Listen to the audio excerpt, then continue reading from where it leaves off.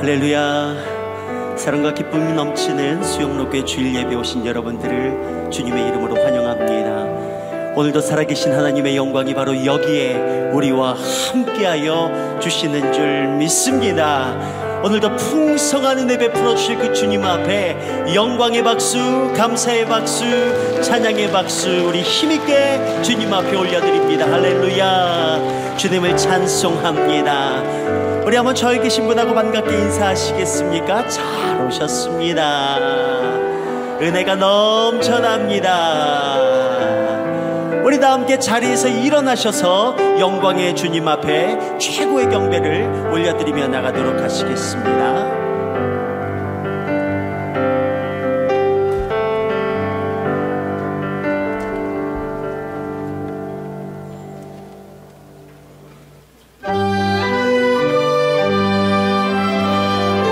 전능왕 오셔서 전능왕 오셔서 주 이름 찬송해 하옵소서. 영광과 권능의 성부여 오셔서 우리를 다스려 주옵소서.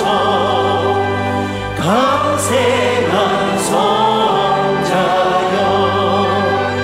오셔서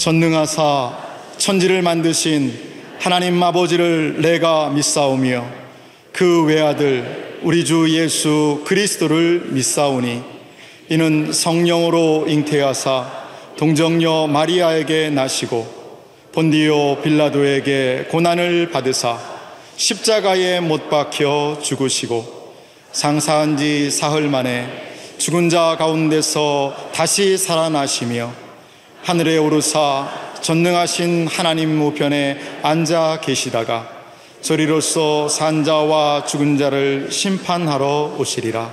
성령을 믿사오며 거룩한 공회와 성도가 서로 교통하는 것과 죄를 사하여 주시는 것과 몸이 다시 사는 것과 영원히 사는 것을 믿사옵나이다. 아멘.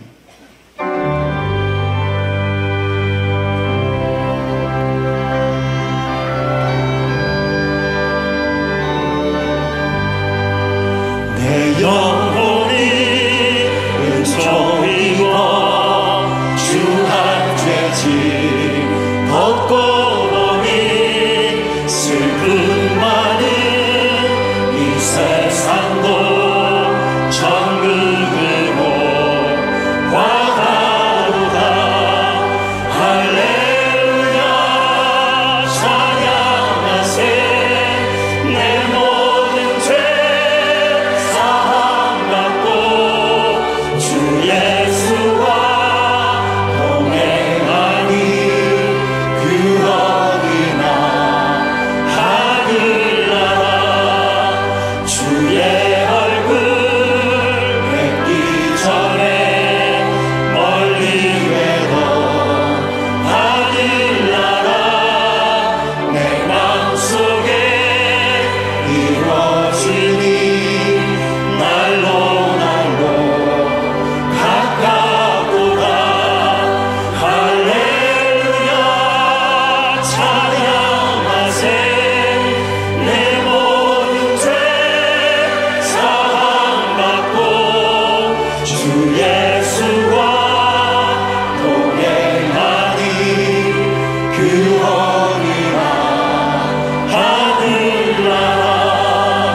높은 산이 거친 들이 조막이나 궁궐이나 내 주 예수 모신 곳이 그 어디나 하늘나라.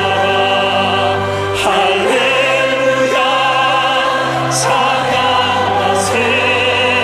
내 모든 죄 사함받고 주 예수와 동행하니 그 어디나 하늘나라. 높은 산이 거친 들이 조망이나 궁궐이나 내 주 예수 모신 곳이 그 어디나 하늘나라. 할렐루야 찬양하세. 내 모든 죄 사함받고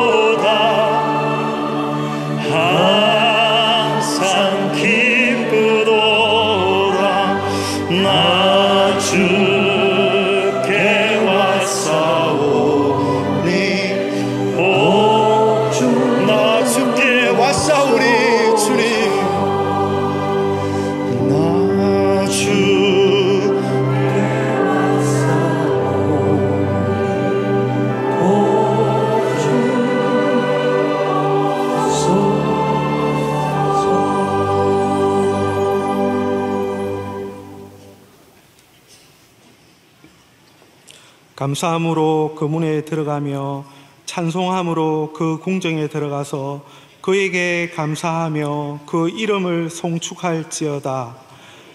만왕의 왕이요 만주의 주이신 여호와 하나님, 주께 찬양과 영광과 존귀를 올려드리오니 저희의 기도를 받아 주시옵소서. 무더웠던 여름을 지나 가을을 맞이하는 10월의 첫 주에 오늘까지 주님의 은혜 안에서 평안할 수 있도록 인도해 주신 하나님께 감사드립니다. 죄인인 저희를 사랑하사 독생자까지 내어주셔서 저희를 구원해 주신 하나님 아버지 감사합니다. 온유와 겸손의 자세를 몸소 가르쳐 주신 주님의 삶을 본받아 살게 해 주시옵소서. 주님, 이 나라 이 민족을 불쌍히 여겨주셔서 대통령과 모든 공직자들이 하나님이 세우신 자리에서 공의로이 이 나라를 위하는 책임을 다하게 하시며 복음적 평화 통일을 이루게 하소서. 한국 교회가 깨어 오직 하나님의 뜻이 이루어지기를 구하게 하시고 철저한 기독교 세계관으로 이 땅의 문화를 선도하게 하소서. 주여, 수영로 교회가 하나님 나라의 완성과 확장을 이루는 공동체가 되게 하시고 다음 세대의 부흥이 있는 교회, 예배가 살아있고 사랑방 교제가 풍성하여 이웃과 세상을 섬기는 교회가 되게 하옵소서. 담임 목사님께 영육간의 강건함을 더하여 주셔서 모든 예배와 집회를 넉넉히 감당하게 하시고 은혜 충만하게 하소서. 모든 말씀 사역에 성령 충만함 주셔서 하늘의 뜻을 가감 없이 전하게 하소서. 원로 목사님을 위해 기도합니다. 5천 선교사와 세계 복음화 비전을 성취하게 하시고 해외 집회를 위해 건강을 허락하여 주시옵소서. 주여, 2018 사랑방 전도 축제를 통해 주님이 찾으시는 한 영혼을 우리 사랑방에 초대하기 위해 기도하고 있습니다. 각 사랑방이 마지막 시대의 구원의 방주 역할을 잘 감당하여 그리스도의 사랑 안으로 잃어버린 영혼이 돌아오도록 해 주시옵소서. 주여, 영유아부, 초등부, 청소년부, 청년부에 이르기까지 다음 세대가 부흥케 되어서 이 시대를 견인하게 하소서. 주여, 오늘 이 시간 하나님께 영광 올려드리기 위해 찬양을 준비한 할렐루야 찬양대를 축복하여 주시옵소서. 오늘 예배를 통해 우리 마음이 감동되어 심령이 치유받게 하시고 새 힘을 얻는 은혜의 시간이 되게 하여 주시옵소서. 거룩하신 우리 주 예수 그리스도의 이름으로 기도합니다. 아멘.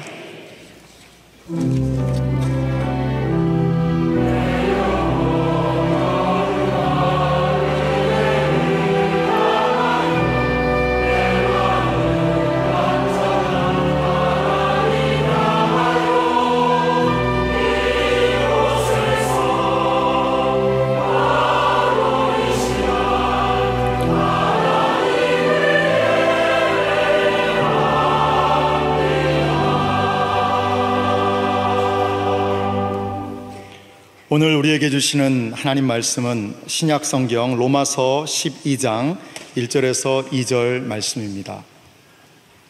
로마서 12장 1절에서 2절 신약 성경 256쪽에 있습니다. 로마서 12장 1절 2절 말씀을 제가 봉독하겠습니다. 그러므로 형제들아, 내가 하나님의 모든 자비하심으로 너희를 권하노니 너희 몸을 하나님이 기뻐하시는 거룩한 산 제물로 드리라. 이는 너희가 드릴 영적 예배니라. 너희는 이 세대를 본받지 말고 오직 마음을 새롭게 함으로 변화를 받아 하나님의 선하시고 기뻐하시고 온전하신 뜻이 무엇인지 분별하도록 하라. 아멘.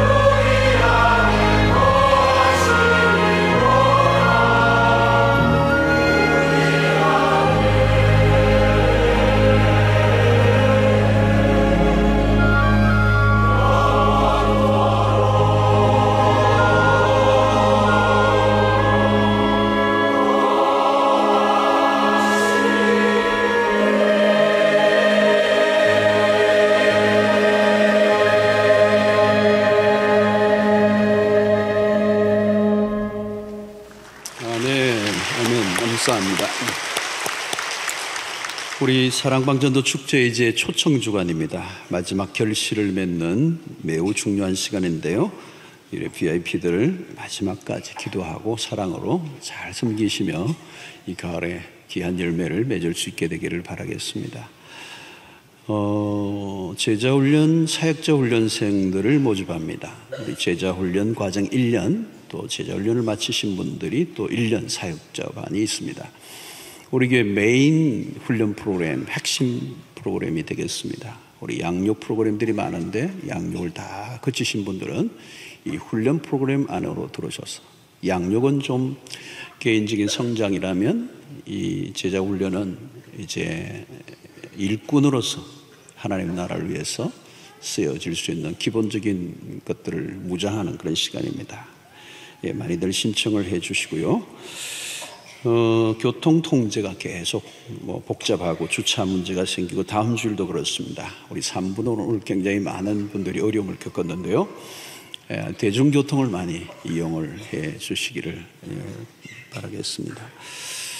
오늘부터는 우리 새가족 환영을 앞 시간에 좀 당겨서 하도록 하겠습니다. 오늘 4부에 오신 새가족분들 한번 그 자리에서 일어나시면 저희들이 환영을 하도록 하겠습니다. 우리 새가족 오늘 처음 오신 분들 그 자리에 일어나시면 저희 공동체가 환영하도록 하겠습니다. 네, 여러분들이 일어나셨어요? 그 외에도 오늘 혹시 등록하기를 원하시는 분이 계시면 누구든지 일어나시면 저희들이 같이 환영을 하도록 하겠습니다. 어디든지 일어나시면 기회를 놓치지 마십시오. Right now, 이 순간 여러분들 일어나시면 저희들이 새가족들이 환영하도록 하겠습니다. 여러분들 일어서셨네요. 화면을 쫙 클로즈업 해주시고 환영을 해 주시기 바랍니다. 여러분들이 오셨습니다. 우리 공동체가 이렇게 예배장이 크니까 다 환영을 일일이 이렇게 가까이 하지 못하고 축복성을 불러도 그냥 막 부르는 거예요. 이제 뒤에만 계시고, 그래서 따로 이렇게 카메라만 좀 비추고 우리 뜨겁게 이분들을 온 공동체가 환영하는 박수를 좀 했으면 좋겠습니다. 환영합니다. 환영합니다. 환영합니다. 환영합니다. 네, 감사합니다. 앉으시면 되겠습니다. 나중에 우리 기도하도록 하겠습니다. 우리 앞에 우리 인사를 나누겠습니다. 우리 얼굴만 봐도 힘이 납니다. 얼굴만 봐도 힘이 납니다. 근데 전혀 힘이 안 날 것 같은, 힘이 빠지시는 분들이 계세요. 옆에 분들 보시면서. 감사합니다. 우리는 로마서 12장 1절로 2절의 말씀을 지난주 1절을 중심으로 살펴보았습니다. 구원받은 백성들에게 그 구원의 목적은 예배다. 예배의 회복이다. 근데 여기서 예배는 그냥 우리의 제의적 이런 시간과 공간 안에서 드리는 주일 이런 예배라기보다는 우리의 삶의 전 영역의 예배자로 살아야 된다. 영과 진리로.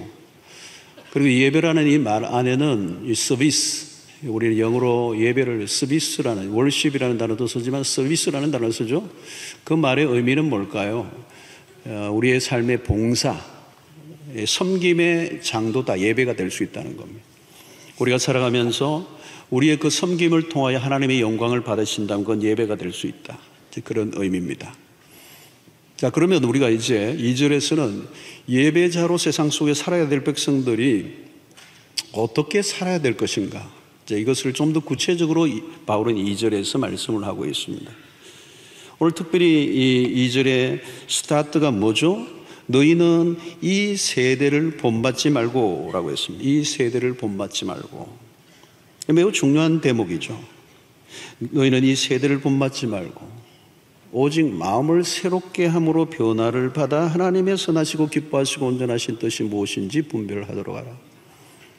이 부분 가지고 몇 주에 걸쳐서 설교를 좀 하려고 하는데 하나하나 너무 중요한데 오늘 특별히 집중해서 볼 것은 너희는 이 세대를 본받지 말라. 자, 여기서 이 세대라는 단어는 영어 성경을 보면 세상입니다. 우리 이 세상을 말하, 이 세상을 본받지 마라. 자, 근데 오늘 우리는 이 세상을 살고 있습니다. 매일 우리는 이 세상 속에서 호흡하고 있죠. 우리는 세상을 거부할 수 없이 세상 안에 살아가는데 이 세상을 본받지 말라. 자, 우리는 이 세상 속에 산다는 것 안에는 이중적 의미가 있습니다. 하나는 우리가 세상 속에 있죠. In the world입니다. In the world. 세상 속에 있습니다, 우리는. 그러나 세상에 속하지 않는다. But not of the world. 세상에 속하지 않는다. 세상에 있지만 세상에 속하지 않는 이중적 의미가 있습니다. 자, 우리는 세상의 일원으로, 세상의 시민의 일원으로 살아갑니다. 그래서 세상이 악하지만 그 세상과 결별해서는 안 된다는 겁니다. 만약 우리가 세상을 거부하고 산다면 이 세상은 누가 복음을 전할 것입니까? 우리가 거룩하게 살아가야 하기 때문에 악한 자들과 전혀 어울리지 않는다면 세상의 구원을 향한 우리의 역할은 무엇일까요? 이 존 스타트 목사는 제자도라는 책에서 교회는 주변 세상에 대해 이중적 책임을 가진다. 한편으로 우리는 세상 속에 살고 세상을 섬기며 세상의 정인의 역할을 감당해야 한다. 예수님은 죄악 많은 세상의 한가운데로 육체를 입고 오셨습니다. 가끔 극단적 성별 의식을 가진 사람들 중에 불신자와 접촉하는 것 자체를 꺼리는 분들이 있습니다. 나는 너희들과 달라. 난 악한 무리에게 속하지 않아. 여러분, 때로는 직장에서 회식의 자리에 가야 할 때가 있습니다. 무조건 나는 신자이기 때문에 아예 안 가는 것만이 전부여야 하는가 하는 거죠. 우리가 일부러 술자리에 갈 필요는 없지만 때로는 그 자리에 앉아 있어야 될 때도 있습니다. 물론 그 자리에서 술 대신 사이다를 마시면서. 자, 동료들이 술에 다 취해서 있을 때 집까지 데려다 주는 그런 섬김의 역할을 통해서 복음의 접촉점을 찾아낼 수 있어야 합니다. 여러분, 빛은 어둠 속으로 가야 사명이 있는 거죠. 빛은 빛으로만 있으면 안 되고 어둠 속에 어둠을 위하여 빛이 존재하는 것입니다.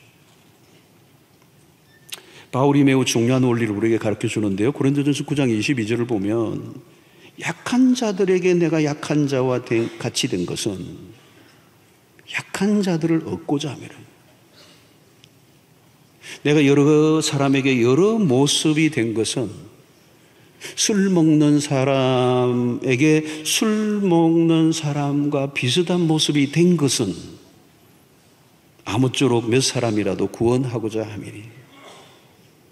자, 우리는 이 세상이 악하다고 해서 이 세상을 거부해서는 안 된다는 거. 이 세상의 한가운데 들어가 있어요.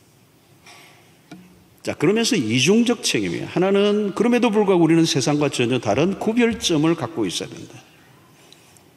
그래서 바울은 이 세상을 본받지 말라는 거예요.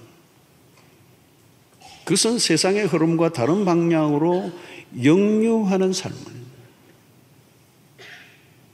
여러분, 주일날 우리가 이렇게 나와서 예배를 드리는 자체가 세상의 사람들의 모습을 보면 좀 특이한 모습이죠.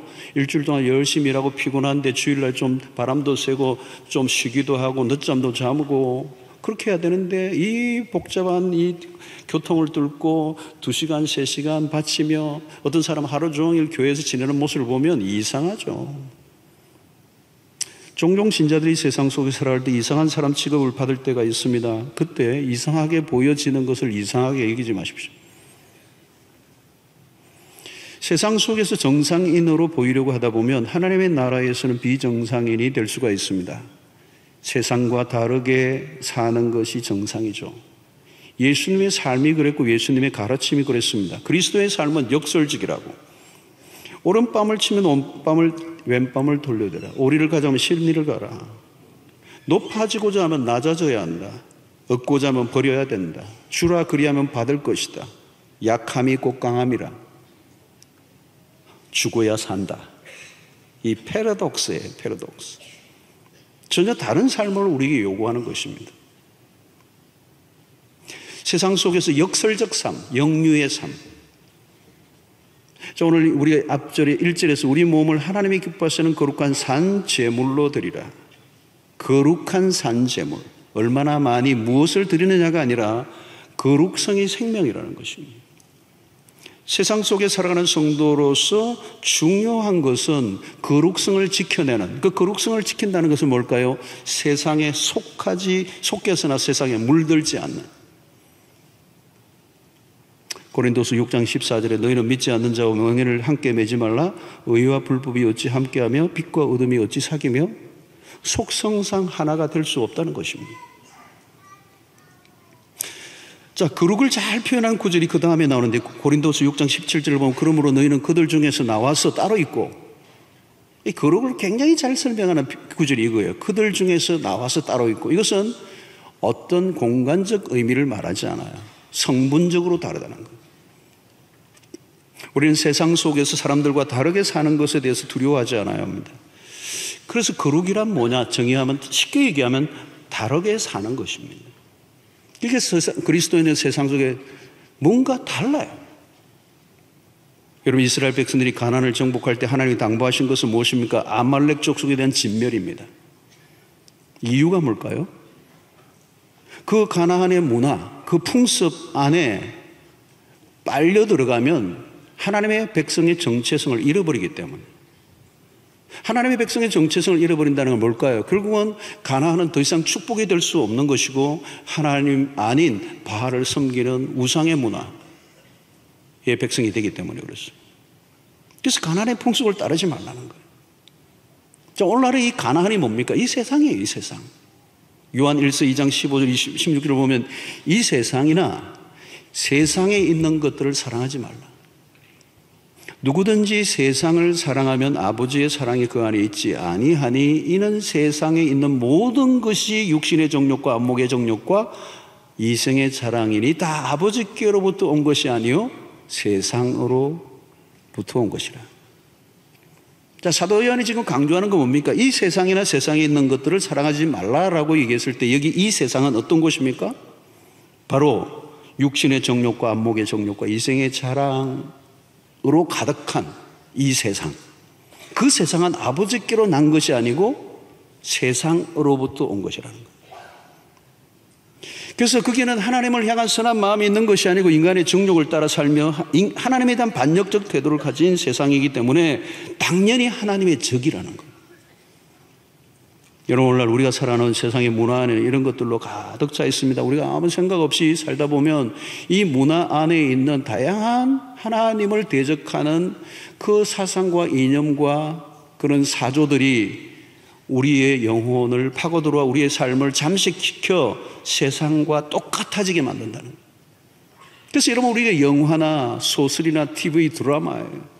이게 뭐 부산의 국제영화제를 시작했습니다마는 어제도 우리 크리스찬 감독이 그저께 와서 만났는데 뭐 지금 탑에 이르는 영화들은 다 귀신 영화들이 많아요. 이상한 것들이 이상한 것. 여러분, 뭔가 베베 꼬여있는 반하나님적, 비성경적, 굉장히 선정적이고 폭력적이고, 여러분, 동성애를 조장하는 드라마들이 계속 들여지면 그걸 보면 어떻게 돼요? 우리 경계선이 느슨해지는 거죠. 여러분, 요즘 문화들 안에 결혼하기 전 동거 문화 얼마나 허용적입니까? 얼마나 어떤 TV에서 그런 자기 딸들이 있는 아빠가 그러더라고. 난 우리 애들이 다 몇 개월씩 살아보고 결혼하도록 할 거래.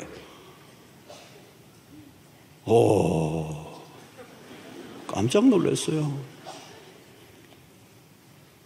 결혼하기 전에 아이를 낳는 것을 그렇게 부끄러워하지 않는 문화가 이미 되어버렸어요. 여러분, 문화라는 게 그런 것입니다. 물이나 공기와 같은 거예요. 우리가 아침에 일어나면 그냥 나도 모르게 공기를 마시잖아요. 물을 마시는 것처럼. 문화가 그런 겁니다. 그런데 이 문화가 어떤 문화냐라고 하는 것이죠. 자, 우리는 그냥 무턱대고 공기를 마셨는데 그 안에 미세먼지가 들어왔어요. 미세먼지가 나도 모르게 축적되면서 혈관을 통과하면서 그게 누적되고 나중에 염증을 일으키고 그 질병을 만드는 거예요. 요즘 여러분, 이 미세 플라스틱 이게 막 버리면서 이게 미세하게 바닷물로 강으로 흘러 들어가서 물고기들이 그걸 다 먹어서 물고기들 안에 그게 다 있다는 거예요. 그래서 우리가 생선을 구워 먹는데 그게 같이 먹는 거예요. 그게 이제 질병을 유발하는 것입니다. 오늘 우리 주변에 이 많은 것들 안에 대기 오염들, 이것이 기후 변화를 일으키고 온난화를 일으키고 막 폭풍을 일으키고 지진이 일어나고 별일이 다 일어나고 있어요, 지금. 자, 여러분, 이것들은 굉장히 위험한 것이지만 더 심각한 게 뭐냐면 문화적 오염입니다. 세상 안에 있는 거짓된 메시지, 그 거짓된 메시지 안에 우리의 삶을 파괴하고 하나님으로부터 멀어지게 만들고 하나님의 존재를 부정하는 세상의 문화의 공격들이 우리의 신앙을 위협합니다.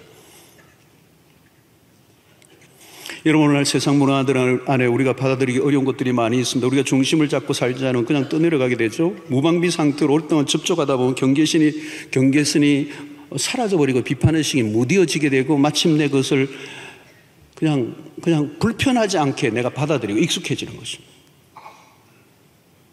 여러분, 소돔과 고모라에 살았던 아브라함의 조카 롯이 어떤 사람입니까? 원래는 아브라함과 함께 하나님의 말씀을 따라 자기 본토친척 아비집을 떠나서 나아갔을 정도로 믿음의 출발을 한 사람이에요. 그런데 어느 순간부터 그는 기름진 땅을 찾아 현실의 안일한 삶을 찾아 점점 가다가 간 곳이 어디입니까? 소돔과 고모라 땅이에요. 소돔과 고모라는 그 당시에 가장 화려한 어떤 도시의 형태를 갖고 있고 그 안에 온갖 그 도시 문명이 만들어내는 잡다한 그 죄악들이 꿈틀거리는데 그게 특징이 뭐냐? 그게 동성애의 도시. 여러분들이 잘 아시겠지만 동성애에 대한 영어 단어가 소돔이잖아요. 소돔이라는 게 바로 소돔의 성에서 이 단어를 갖고 온 거예요. 깊이 그 도시 안에 물이 들어온 것입니다. 전혀 다를 바 없이 살았다는 거죠. 하나님의 백성인데 그 도시의 문화에 완전히 수긍하고 적응한 사람. 롯만 그런 게 아니라 그의 두 딸도 마찬가지예요. 나중에 아버지를 유혹해서 아이를 낳을 정도로 타락했습니다. 기준이 없어져 버렸어요. 여러분, 오늘 우리는 이 세속화의 물결이 어마어마하게 강력하게 밀고 들어옵니다. 지금도 타협하라는 부추김 안에 우리가 시달리고 있습니다. 세속의 힘이 더 세요. 그래서 우리는 경계태세를 놓치지 말아야 돼요. 우리의 죄성은 변화보다 변질에 훨씬 더 빠져들어갈 가능성을 갖고 있기 때문에. 그래서 오늘 우리 이 아침에 이 시간에 우리가 좀 생각해 볼 것은 우리가 매일 들여마시고 우리에게 영향을 주는 이 세상의 문화의 특성이 무엇인지 몇 가지만 우리가 살펴보려고 하는데, 첫 번째, 우리가 잘 아는 것처럼 첫 번째는 물질 만능주의입니다. 우리가 너무나 잘 아는 주제죠. 이런 물질 자체는 나쁜 게 아닙니다. 하나님이 물질을 창조하셨고요, 물질을 선하게 사용하면 좋은 것입니다. 기독교는 물질에 대해서 매우 적극적이에요. 소극적이지 않습니다. 불교는 좀 더 이 세상에 대해서 도피적이라면 기독교는 적극적입니다. 그래서 기독교가 들어간 나라들은 문명의 꽃을 피운 게 바로 그겁니다. 문제는 뭐냐? 물질주의라는 물질주의.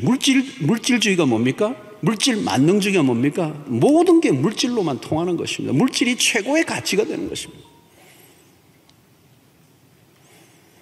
오늘날 사람들은 주야로 돈을 묵상하죠. 돈을 좋아한다 정도가 아닙니다. 돈을 좋아해 그게 아니고, 돈을 좋아하는 정도가 아니고 돈을 숭배하는 것입니다. 돈을 경배하고 찬양하고, 여기에는 소비주의도 포함되죠. 사람들은 소비함으로 욕구를 충족합니다. 물질을 축적하고 버는 이유는 소비함으로 만족을 느끼기 때문에. 요한일서에서 돈을 사랑함이 일만 악의 뿌리가 된다라고 하는 이 표현은 굉장한 진리. 물질이 신이 된 곳에는 인간도 물질의 일부가 됩니다. 물질이 최고의 가치가 되는 곳에는 다른 것들은 무시될 수밖에 없습니다. 그래서 오늘 우리의 현상이잖아요. 물질이 최고의 가치가 되니까 모든 것은 그 아래 부수적인 것이 됩니다. 그러니까 부부의 관계도, 부자지간의 관계도, 친구와의 관계도 이 물질의 문제가 최상위에 있으면 다 깨지게 됩니다. 물질주의는 물질을 최고의 가치로 여김으로 다른 것을 부수적으로 바꾸고 말았습니다. 거기에는 하나님의 존재마저도 물질을 더 얻기 위한 수단에 불과한 것입니다. 물질이 강조되는 것은 영혼의 가치는 무시됩니다. 물질주의에 휩쓸려 가면 영적인 삶을 살 수가 없습니다. 물질주의 안에서 신앙생활을 어떻게 해요? 불가능합니다. 여러분, 한 순간이라도 우리가 방심하면 하나님의 자리에 물질이 턱 자리를 깔고 앉아 있습니다. 성도 여러분, 물질은 수단이지 목적이 될 수 없습니다. 우리가 분명히 알아야 할 것은 물질은 영원하지 않다는 것입니다. 영원한 것은 오직 하나님과 하나님이 하신 진리, 말씀밖에 없어요. 그러므로 그리스도인들은 물질보다 더 높은 가치와 목적을 붙들어야 합니다. 그래서 예수님이 마태복음 6장 24절에 하나님과 재물을 겸하여 섬길 수 없다. 선택해라. 하나다. 그러면서 6장 33절로 가면서 너희는 먼저 그의 나라와 그의 의를 구하라. 그리하면 이 모든 것을 너희에게 더하시리라. 이 표현은 물질을 쫓는 것이 아니라 하나님의 나라를 쫓으면 물질이 따라온다는 얘기예요. 우리가 물질을 쫓는 것이 아니고 하나님의 나라를 쫓아야 다른 것은 따라오는 개념이지 그것이 우리의 목적이 되어서는 안 된다는 거예요. 우리는 하나님과 재물 사이에 명확한 태도를 가지고 있어야 됩니다. 우리가 추구하는 건 세상이 아니라 하나님의 나라예요. 그러므로 여러분 성도들이 좀 만나면요, 내 돈 세상은 그렇게 하지만 경제 내 경제만 얘기하지만 하나님의 백성들이 만나서 대화하는 것은 우리는 언제나 말씀이어야 돼요. 예수님은 40일 동안 금식하시고 난 다음에 마귀가 찾아와서 이 돌들이 떡이 되게 하라고 하는 이 현실적 요구 앞에 단호하게 예수님은 사람이 떡으로만 사는 게 아니고 하나님의 입에서 나오는 말씀으로 살 것이니라. 여러분, 오늘도 우리가 동일한 고백을 해야 될 줄로 믿습니다. 말씀이 우리를 살리는 줄로 믿습니다. 떡을 붙잡으면 떡도 우리를 배신하게 될 것이고 그리고 영혼도 잃어버리고 말 것입니다. 그러나 하나님을 찾고 그 말씀을 붙들면 영혼도 없고 떡도 생길 줄로 믿습니다. 두 번째 중요한 것은 개인주의입니다. 가나안을 정복한 여호수아 시대를 지나고 탁월한 여호수아의 리더십 하에 가나안을 정복했습니다. 그리고 노년이 오고 여호수아 마지막 장에 나와 네 여호와를 섬기겠다. 너희도 택할 자를 선택하라. 이 위대한 설교를 하고 역사의 무대에서 사라지죠. 그런데 이 여호수아가 죽고 얼마 안 되어서 불과 얼마 안 돼서 하나님을 알지 못하는 세대가 일어납니다. 그러면서 무슨 시대가 도래하죠? 사사기 시대가 도래합니다. 여러분, 이 사사기 시대는 우리가 잘 아는 것처럼 각기 자기 소견에 옳은 대로 행하였더라는 거예요. 다시 말하면 각자가 왕노릇하던 시대예요. 여러분, 하나님 없는 나만의 왕국을 세우는 것이 인간의 꿈입니다. 오늘날도 비슷해요. 철저한 개인주의 시대가 대세입니다. 개인의 권리는 중요하죠. 그러나 개인의 권리를 지나치게 강하게 주장하는 시대. 결국은 그것은 뭘까요? 여러분, 내가 신이 되는 것입니다. 그래서 오늘 우리 시대를 뉴 에이지 무브먼트, 뉴 에이지, 이 새로운 신흥 종교입니다. 이 신흥 종교의 특성은 뭘까요? 너가 신이 되라는 겁니다. 너가 신이라는 겁니다. 너의 행복을 너가 스스로 찾아내라는 겁니다. 너가 너를 스스로 구원해내라는 거예요. 그래서 오늘 동양 이런 명상, 선을 추구함, 요가 뭐 이런 것도 다 그래 행복을 추구하는 자기 스스로의 인간적 노력을 얘기하는 것입니다. 여기에서 판단의 기준은 오직 자기 자신입니다. 자기의 경험, 자기의 기호, 자기의 감정이 중요해요. 자기 기호에 맞는 맛집, 자기 기호에 맞는 커피를 찾아 골목골목 헤매는 현대인들의 개인은 자기 자신의 행복을 추구하기 위해서 스스로 왕이 되어 있는 거죠. 쇼핑에 길들여진 현대인들은 모든 결정권을 자기가 가집니다. 모든 것을 자기 임의로 취사 선택합니다. 삶을 선택하는 기준은 말씀이 아니라 자기 자신이 원하는 I want. 자기 자신에게 빠져 살아가는 사람들은 나르시시즘이 득세하죠. 여기에는 외모주의도 한몫합니다. 눈에 보기에 좋은 대로 살아가려고 하는 것. 사람들은 미모와 건강에 지나치게 몰두합니다. 소위 루키즘이라고 그래요. 잠언 31장 30절은 이렇게 얘기합니다. 고운 것도 거짓되고 아름다운 것도 헛되나 오직 여호와를 경외하는 여자는 칭찬을 받을 것이다. 하나님이 외모를 보지 않으시고 중심을 보십니다. 건강에 너무 지나친 관심, 건강을 위해 돈을 쏟아붓습니다. 여러분, 나이가 들어 건강이 쇠하는 것은 자연의 순리입니다. 은혜 안 받고 건강하면 나이와 상관없이 죄 짓고 삽니다. 오늘 우리는 나를 돋보이게 하고 나를 알리는 자만족형들이 많아졌습니다. 유튜브나 인스타그램을 통하여 자기를 알리고자 야단입니다. 항상 내가 중요한 거죠. 모든 것은 나로 기결됩니다. 철저히 자아중심적입니다. 나에게 맞는 것인가? 나의 기호에 맞아떨어지는가? 신앙의 세계도 마찬가지입니다. 나에게 맞는 설교, 나에게 맞는 예배가 아니면 가차없이 거부하고 등을 돌려버립니다.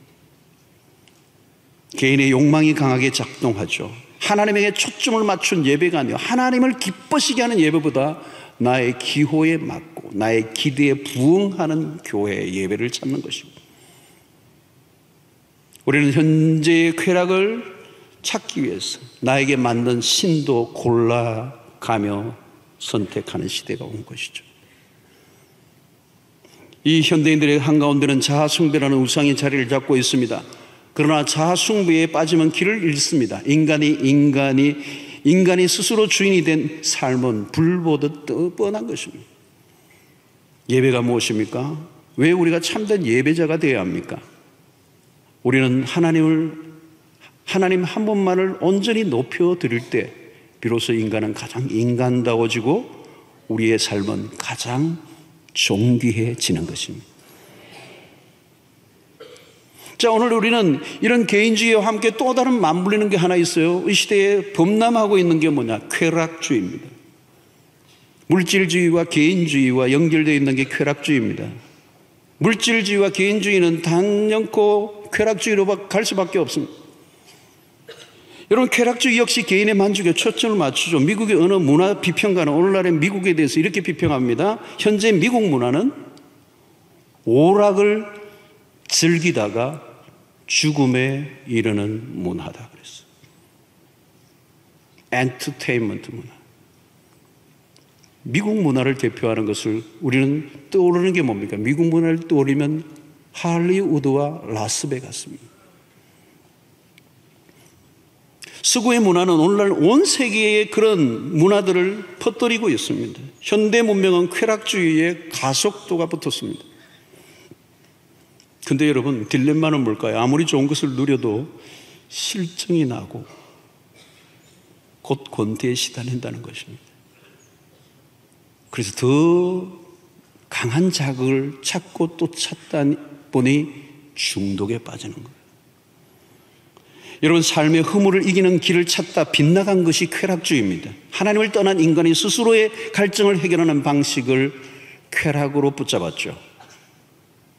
잠언 14장 13절에 이렇게 얘기합니다. 웃을 때에도 마음에 슬픔이 있고 즐거움의 끝에도 근심이 있느니라. 세상의 쾌락을 추구하는 자들의 모습이 무엇인가를 아주 기가 막히게 가르쳐주고 있습니다. 행복을 추구하는데 슬픔이 더 밀려오는 거예요. 쾌락에 쉬는 사람들을 속이는 것입니다. 요즘 보십시오. 성범죄가 갈수록 기승을 부립니다. 성적 타락이 만년에 있어요. 성중독자들이 얼마나 많은지, 변태들이 얼마나 많은지. 여러분, 짐승은 언제나 짐승입니다. 짐승이 짐승 이하로 안 삽니다. 근데 인간은 인간 이하의 삶을 살 때가 있어요. 그래서 어떤 표현을 쓰죠? 짐승만도 못한. 우리가 늘 지금 우리 주변에 들려지는 소식들이에요. 우리가 문화갈수록 더 악해져 가고요, 더 엄난해져 가고요. 여러분, 무엇이 문제입니까? 하나님 없는 만족은 불가능하다는 것. 참된 행복과 기쁨과 만족은 하나님 안에서만 가능하다는 것. 하나님 안에서. 여러분이 참된 예배자로 살아갈 때 가장 깊은 만족이 주어지는 것이에요. 제가 지난 주간의 설교가 그거였죠. 중독을 이기는 길은 없어요, 세상에. 여러분, 육체적 정욕을 이기는 길은 하나님을 더 깊이 만나는 길밖에 없습니다. 쾌락은 쾌락일 뿐이에요. 즐거움은 매우 짧고 고통은 긴 것. 모세의 삶을 히브리서 기자는 우리에게 이렇게 간단하게 요약해 줍니다. 히브리서 11장 24절 25절을 보면 믿음으로 모세는 장성하여 바로의 공주의 아들이라 칭함받기를 거절하고 도리어 하나님의 백성과 함께 고난받기를 잠시 죄악의 낙을 누리는 것보다 더 좋아하고. 여러분 보십시오. 잠시 죄악의 낙을 누리는 것보다 하나님의 백성과 함께 고난받기를 더 좋아하는 것. 이게 모세의 삶이었어. 오늘 쾌락주의로 만연해 있는 이 엔터테인먼트 문화, 즐기고 더 즐기자라고 하는, 죽도록 즐기기라고 하는 이 문화의 한가운데 우리가 이 세속의 물결 속에 우리 자신은 그리스도와 함께 고난의 길을 마다하지 않고 나아가기로 결단하는 여러분들 되시기를 축원합니다. 네 번째, 매우 중요한 이 세상의 문화 안의 특징은 다원주의입니다. 종교 다원주의. 오늘 우리 시대를 가리켜 포스트 모던 시대라고 얘기합니다. 이 포스트 모던 후기 현대주의의 가장 뚜렷한 특징은 종교 다원주의입니다. 기독교만이 유일한 구원의 길이라고 하는 말에 사람들은 오늘날 질색을 합니다. 여러 진리 중에 하나일 뿐이라고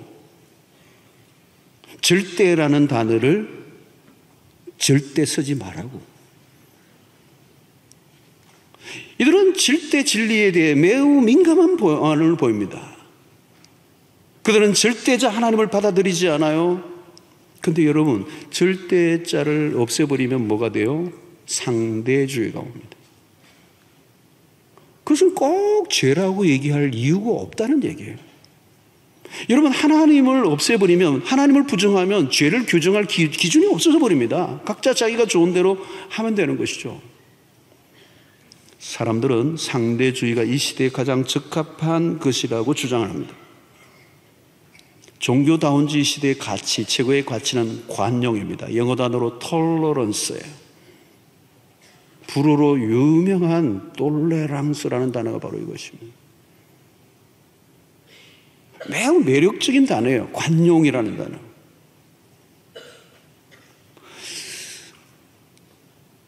관용은 매우 중요한 것이죠. 좋은 것이에요. 문제는 무조건적인, 전혀 기준이 없는 관용. 누가 무슨 짓을 하든지 그것을 함부로 죄라고 규정하거나 비난해서는 안 되고 존중해 주라는 것입니다. 동성애를 하든 동성 결혼을 하든 간섭하지 말라는 거예요. 개인의 성적 취향을 존중해 주라는 것입니다. 문제는 하나님보다 개인의 취향과 기호를 더 중요하게 여기는 태도. 그러면 갈 때까지 가는 것입니다. 오늘날 여러분, 성윤리에서 매우 변화가 빠르게 일어나고 있습니다. 결혼 바깥에서 성적 이탈이 심각합니다. 가정의 제도가 송두리째 흔들리고 있습니다. 그것을 규정할 수 있는 게 아무것도 없어져 버려요. 절대자 하나님의 존재를 부정하면 인간의 방종을 막을 길이 없습니다. 뭘로 막을 수가 있습니까, 여러분? 왜 그렇게 하면 안 된다고 그러면 왜 안 해야 되는데 라고 질문을 하는 거예요. 성경에 그게 죄라고 얘기하면 왜 성경에 그 죄라고 하느냐고. 성경이 뭔데? 여러분, 절대 진리를 부정하는 곳에는 기준이 한없이 낮아져 버립니다. 어느 정도로 낮아질까요? 사실상 기준 자체가 없어져 버린 것입니다. 눈치 보지 말고 자기가 좋은 대로 사는 게 최고라는 것입니다. 그래서 어디까지 가죠? 다른 사람에게 예수를 믿으라고 강요하지 말라는 거예요. 너나 믿으라, 너나 믿으라. 그래서 전도하는, 길거리 전도하는 것 자체도 경멸스러운 행동으로 취급하고 그것을 아예 법으로 법제화해서 전도 공개적으로 길거리에서 하지 못하도록 법제화하는 날도 우리나라에도 올지도 몰라요. 서구는 이미 왔어요. 서구의 많은 유럽의 나라는 공개적으로 전도 못하도록 해요. 자, 여러분, 예수 그리스도만이 유일한 구원의 길이라는 주장은 우리가 만들어낸 것이 아닙니다. 기독교의 우를 드러내려고 한 의도로 만든 이념도 아닙니다. 철학도 아닙니다. 그것은 그리스도가 직접 우리에게 주신 말씀입니다. 요한복음 14장 6절에 예수께서 이르시되 내가 곧 길이요 진리요 생명이니. 다시 말하면 내가 곧 유일한 구원의 길이고 유일한 그 진리고 유일한 생명을 주는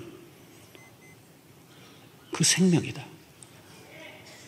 그건 종교가 아니다. 철학도 아니고 이념도 아니다. 나로 말미암지 않고는 아버지께로 올 자가 없느니라. 여기에 타협의 여지가 없어요.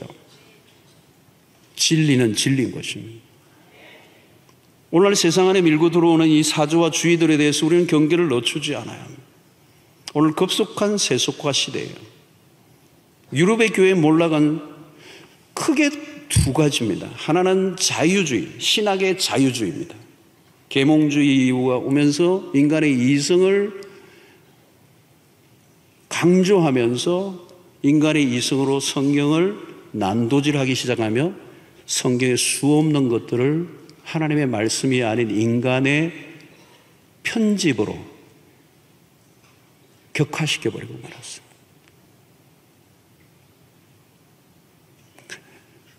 하나님의 말씀을 인간의 언어로 바꿔버리면 하나님의 말씀의 절대 진리, 정확무한 영감으로 기록된 성령의 특별한 역사를 통하여 우리에게 주신 정확무한 1.1핵도 변경시킬 수 없는 이 말씀에 대해서 훼손을 하면 그 다음에는 모든 것은 이제 다 사라져요. 세속화가 그냥 밀고 들어오는 거.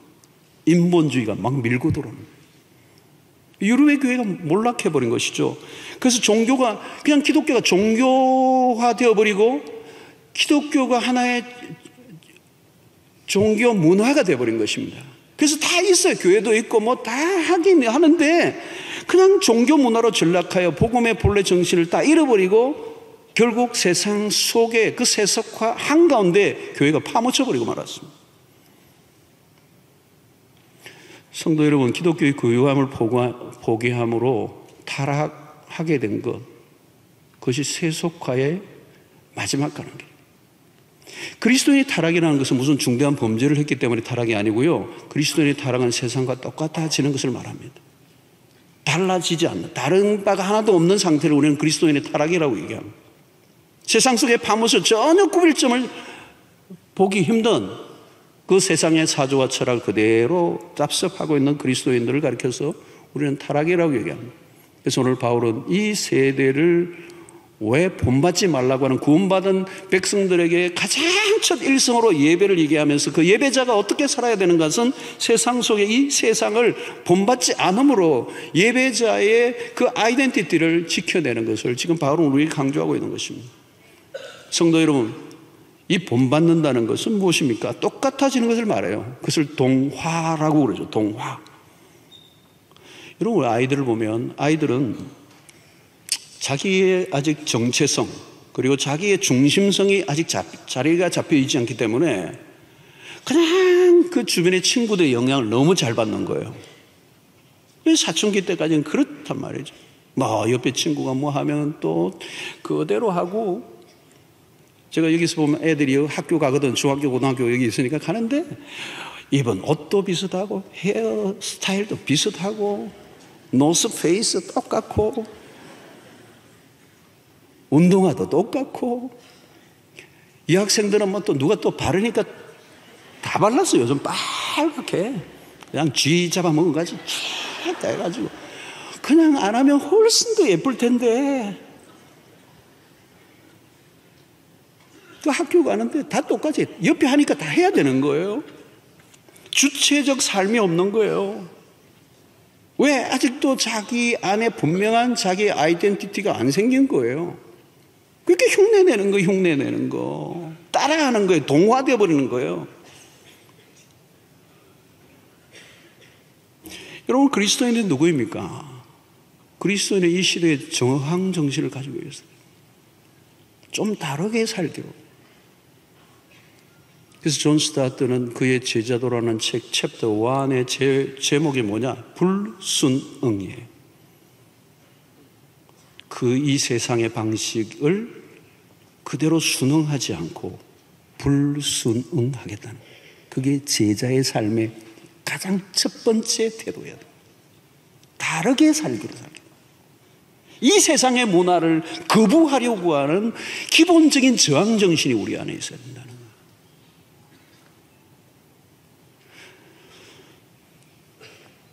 그러므로 여러분, 우리가 가져야 될 매우 중요한 태도는 세상에 대한 모방이 아니라 우리가 모방해야 될 유일한 대상은 오직 예수 그리스도예요. 그러려고 하면 여러분, 우리는 세상에 대한 분별력을 가져야 합니다. 이 분별력에 대해서 제가 또 설교를 한 번 더 하겠습니다만, 이 분별력을 가지는 거예요. 우리는 그리스도는 세상에 뒤지지 않게 노력하는 사람들이 아닙니다. 우리가 노력해야 하는 것은 세상과 다르게 사는 법을 배우는 것입니다. 구원 얻은 우리의 삶의 목적이 달라야 되죠. 그러므로 우리는 돈을 버는 방식과 목적이 달라야 합니다. 자녀들을 양육하는 방식도 달라야 합니다. 자녀들이 공부를 해야 할 목표는 성공이 아닙니다. 너 공부 그렇게 안 해서 어떻게 먹고 살래? 이런 자녀를 양육하는 단순히 사회적 출세가 목표가 되거나 혹은 먹고 살아가는 것이 전부가 된다면 그 아이는 성경적 가치로 키우고 있다고 볼 수가 없어요. 세상적 가치관을 아이를 몰아가면 세상에 우리의 아이들을 세상의 아들들로 다 빼앗겨버리고 맙니다. 세상에 갖다 바친 거예요. 우리는 하나님의 자녀를 위탁받아 키우고 있습니다. 당연히 하나님의 아들로 올려드려야 됩니다. 만약 우리가 세상을 쫓아간다면 우리의 아이들은 낙작같이 경쟁하고 살벌한 전쟁을 치르며 살아야 되죠. 그러나 우리의 목표는 하나님의 나라의 백성으로서 하나님의 통치를 받으며 하나님이 우리의 삶의 영역에 그가 가지고 있는 경험과 은사와 재능을 따라 하나님의 소명자로, 하나님이 주신 소명을 따라 살아가는 자로 세워줘야 돼요. 우리가 궁극적으로 추구하는 세상은 이 땅이 아니라 하나님의 나라입니다. 여러분, 오늘날 미국이 흔들립니까? 사실은 흔들리고 있거든요. 중국이 강력하게 지금 밀고 들어오죠. 큰 싸움들이 일어나죠. 마음대로 못해요, 여러분. 그들의 조상들이 가졌던 순수한 신앙을 그들은 이미 많이 버렸어요. 영국의 청교도들이 미국으로 간 이유는 뭡니까? 신앙의 순수성을 지키기 위해서입니다. 이 청교도들은요, 매우 아주 심하다 할 정도로 경건의 삶을 힘썼던 사람들입니다. 경건한 가정, 건강한 삶을 강조하고 예배와 기도 생활을 엄격하게 했어요. 그러니까 한국 초기에 우리나라에 왔던 선교사들은 이 언더우드나 아펜슬러 선교사 같은 분들은 그 청교도의 신앙에 영향을 받았던 분들이고 그들이 한국 교회에 아주 초기부터 좋은 영향을 기여를 한 것입니다.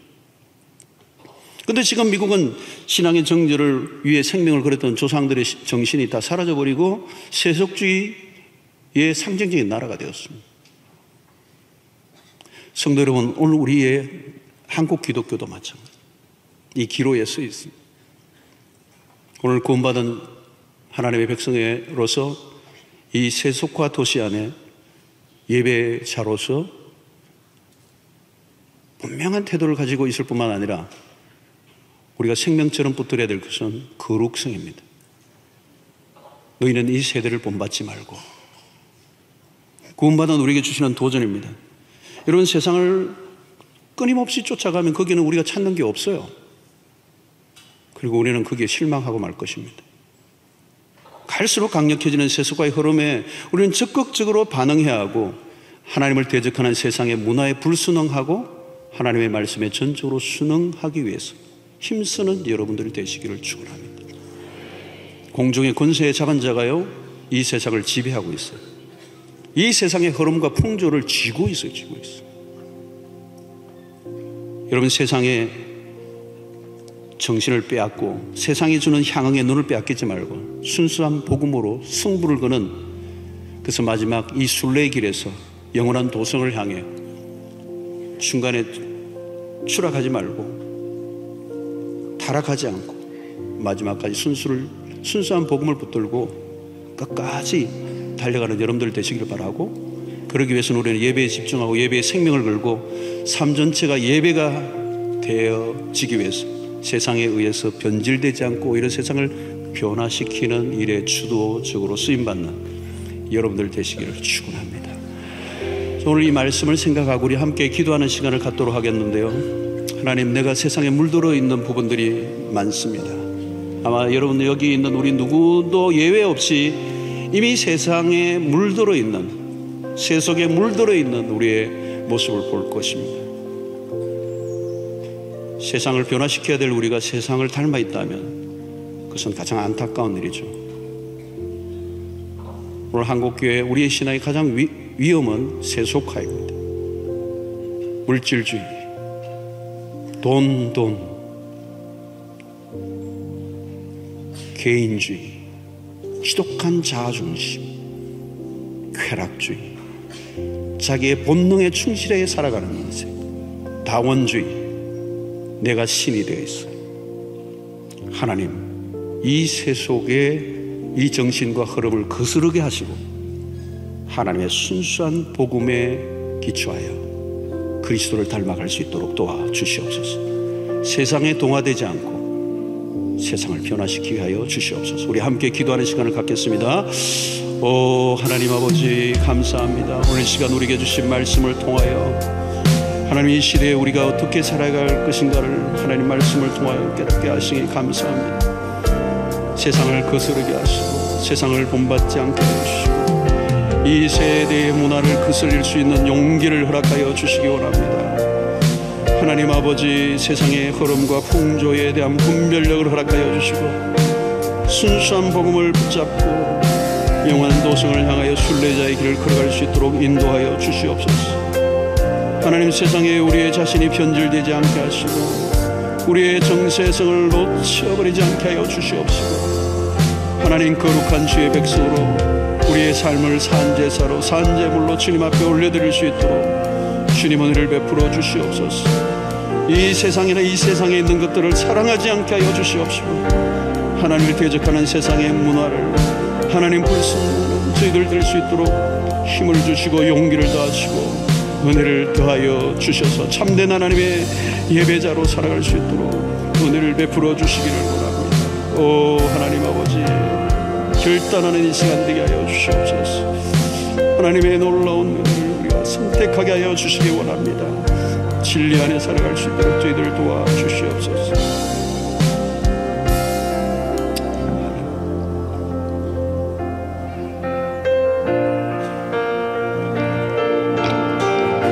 우리에게 주신 말씀을 생각하며 세상 흔들리고 찬양하겠습니다. 세상 흔들리고 사람들은 변하여도 나는 주를 섬기는 주님의 사랑은 영원히 변하지 않네. 나는 주를 세상 흔들리고 사람들은 변하여도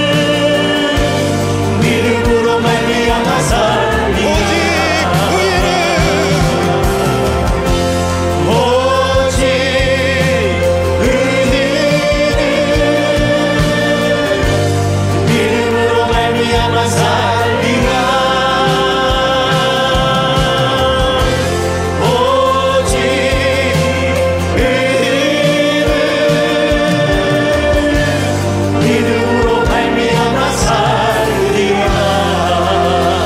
자,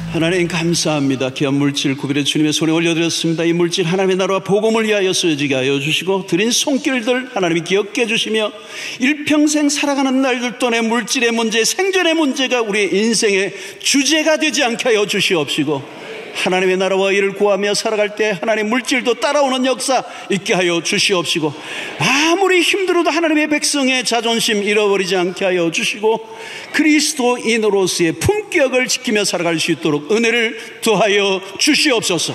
있으면 있는 대로 없으면 없는 대로 살아갈 수 있는 믿음을 더하여 주시옵소서. 우리는 믿음으로 승부를 내게 하시고 하나님의 말씀을 따라 살아가는 저희들 될 수 있도록 은혜를 베풀어 주시옵시고 이 세상의 문화 안에 변질되지 않도록 우리의 진리 위에 굳게 설 수 있도록 우리 각 사람을 하나님 붙잡아 주시옵소서. 하나님의 가정과 직장, 사업, 진로, 결혼, 취업 우리의 인생의 모든 문제 주님의 손에 맡겨드립니다. 주님 주장하여 주시옵소서. 병중에 있는 성도들 한번 안수하여 주시고 치료하여 주시고 영육을 고쳐 주시옵소서. 때로는 하나님 병중에 있을지라도 하나님 그 질병의 문제가 우리의 삶을 지배하지 않게 하여 주시옵시고 믿음으로 질병의 문제를 뛰어넘는 평강을 누리는 저들 될 수 있도록 역사하여 주시옵소서. 하나님 아버지 오늘 또 처음 난 백성들을 축복해 주시기 원합니다. 예수 그리스도를 믿는 것이 얼마나 놀라운 복인가를 깨닫게 하여 주시옵시고 종교적 선택이 아니라 생명의 선택이 되게 하여 주셔서 예수 그리스도의 십자가를 만나게 하여 주시옵시고 예수 그리스도를 희미한 달밤에 만나는 것이 아니라 태양처럼 만나는 역사를 허락하여 주시어서 예수 그리스도로 인해 인생이 완전히 달라지는 역사가 있게 하여 주시옵소서. 하나님 아버지 오늘 또 우리의 성도들 가운데 이 봉사 위에 수고하는 모든 일꾼들 복에 복을 다하시고 흩어져 있는 백성들 군대로 유학으로 출장하러 어디에 있든지 주님 임마누엘로 함께하여 주시옵소서.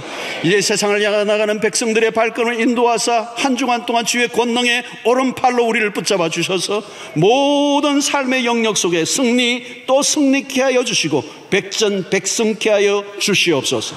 예수님의 이름으로 기도하옵나이다. 아멘. 이제는 우리 주 예수 그리스도의 놀라우신 은혜와 하나님의 크신 사랑과 성령의 교통하심이 이 세속과 시대 속에 세상에 물들지 않는 깨끗한 영성으로 거룩한 예배자로 하나님을 날마다 닮아가는 하나님의 사람들로 살아가기로 결단하고 돌아가는 주의 백성들 머리 위에 지금부터 영원토록 함께 있을지어다. 아멘.